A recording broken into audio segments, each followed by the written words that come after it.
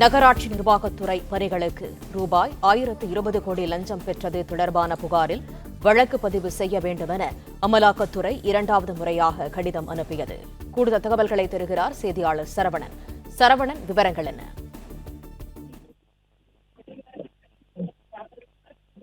நகராட்சி நிர்வாகம் மற்றும் குடிநீர் வழங்கல் துறையில ஏற்கனவே வேலை வாய்ப்பு மோசடி நடந்ததாக அமலாக்கத்துறை ஒரு கடிதம் அக்டோபர் 27 தமிழக டிஜிபிக்கு அனுப்பியிருந்தது.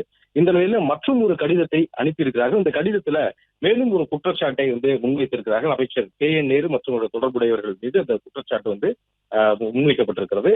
அதுல முக்கியமாக ஏற்கனவே இந்த வேலைவாய்ப்பு மோசடியை தவிர்த்து புதிதாக இந்த ஒப்பந்தம் கொடுத்ததுல டெண்டர் விட்டதில் முறைகேடு நடந்ததாகவும் அதில் ஊழல் நடந்திருப்பதாக மொத்தம் 1020 கோடி ரூபாய் லஞ்சம் பெற்றிருப்பதாக அமலாக்கத்துறை அந்த கடிதத்திலே அவர்கள் குற்றம் சாட்டி இருக்கிறார்கள். அது மட்டுமல்லாமல் இந்த ஒப்பந்த பணிகளுக்கு 7.5% 10% வரை கமிஷன் பெற்றிருப்பதாகவும் அது கட்சி நிதி என்ற பெயரில் வாங்கியிருப்பதாகவும் அதிலே குற்றம் சாட்டியிருக்கிறார்கள்.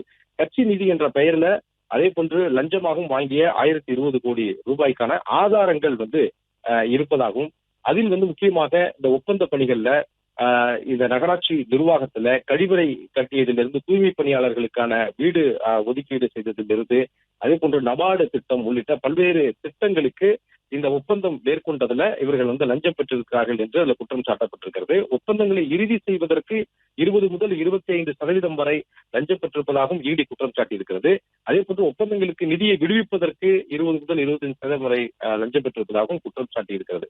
இப்படி குற்றம் சாட்டப்பட்டு அது தொடர்புடைய 258 பக்கங்கள் கொண்ட ஆதாரங்கள் அனுப்பப்பட்டிருப்பதாகவும் அமலாக்கத்துறை அதிகாரிகள் தெரிவித்திருக்கிறார்கள். இது தொடர்புடைய கடிதமும் இந்த ஆவணங்களும் தமிழக தலைமைச் செயலாளர் மற்றும் தமிழக டிஜிபி இருவருக்குமே இந்த கடிதம் அனுப்பப்பட்டு இந்த ஆவணங்களும் அனுப்பப்பட்டு இது தொடர்பாக லஞ்ச ஒழிப்புத்துறை வழக்கு பதிவு செய்து நடவடிக்கை எடுக்க வேண்டும் என்று குறிப்பிட்டிருக்கிறார்கள். முக்கியமாக இந்த ஆதாரங்கள்ல என்னவெல்லாம் கொடுத்திருக்கிறார்கள் என்று அதிகாரிகளை கேட்கும் பொழுது 300 புகைப்படங்கள், அதாவது ஸ்கிரீன்ஷாட், வாட்ஸ்அப் ஸ்கிரீன்ஷாட், இதில் என்ன இருக்கிறது என்று அதிகாரிகள் கூறும்பொழுது, அதாவது இந்த லஞ்ச பணம் தொடர்பாக, அதாவது வாங்குவது தொடர்பாக, இந்த கமிஷன் அடிப்படையில் பணத்தை வாங்குவது தொடர்பான வாட்ஸ்அப் உரையாடல்கள், அது தொடர்புடைய ஆதாரங்கள் எல்லாமே இந்த வாட்ஸ்அப் ஸ்கிரீன்ஷாட் அடங்கிய ஒரு 300 வாட்ஸ்அப் ஸ்கிரீன்ஷாட் கொடுக்கப்பட்டிருப்பதாக அதிகாரிகள் தெரிவித்திருக்கிறார்கள். எனவே இது தொடர்பாக லஞ்ச ஒழிப்புத்துறையை விசாரணை நடத்தி இது தொடர்பாக வழக்கு பதிவு செய்ய வேண்டும் என்றும், ஆனால் இது முறையாக நடவடிக்கை எடுக்கவில்லை என்றால் அதற்கான ஆதாரங்கள் எல்லாம் கொடுக்கப்பட்டிருக்கிறது.